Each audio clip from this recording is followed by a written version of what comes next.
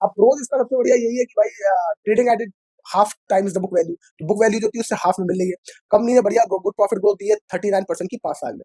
अब कॉन्स देखा जाए तो मेजर तो यही है कि भाई रिटर्न ऑन इक्विटी बहुत कम है, प्रोमोटर होल्डिंग बहुत कम है, होल्डिंग उसकी प्रोमोटर की डिक्रीज हो रही है हर हर साल।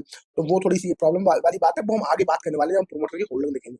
उससे पहले हम देख लें इसके रेवेन्यूज क्या हो रहे हैं, लगातार रेवेन्यूज बढ़ रहे हैं, क्या हो रहा है। अब प्रॉफिट एंड लॉस में हम रेवेन्यूज देखें तो भाई रेवेन्यूज तो लगातार बढ़ रहे हैं और स्टॉक लगातार गिर रहा है। तो ये क्या हो रहा है, तो हो सकता है आपके लिए मौका मिल जाए आपको।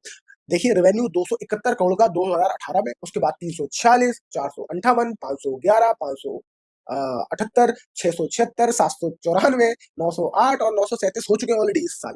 तो 908 पिछले साल किया था, अभी 937 तक इस अभी तक तो कर चुके हैं 937 करोड़ का रेवेन्यू। तो उस हिसाब से तो इनका लगातार फाइनेंशियल प्रॉफिट भी बढ़ रहा है देखा जाए, और नेट प्रॉफिट भी बढ़ा है। तो उस हिसाब से तो देखा जाए ये सही काम कर रहे हैं, पर स्टॉक लगातार गिर रहा है। तो ये तो सोचने वाली बात है। कैश फ्लो में देखें तो कैश फ्लो भी पॉजिटिव कैश फ्लो हो गया, 20 में का नेगेटिव था, 2022 में -211 करोड़ का था, और 2020 में -80 करोड़ था।